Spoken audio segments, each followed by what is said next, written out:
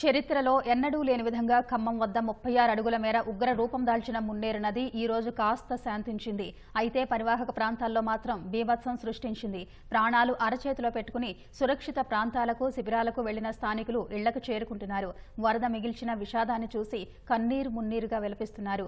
ఇంట్లో ఉన్న బియ్యం, పప్పు, నిత్యావసరాలు కొట్టుకుపోయాయి. వస్తువులన్నీ ఎందుకు పనికిరాకుండా పోయాయి.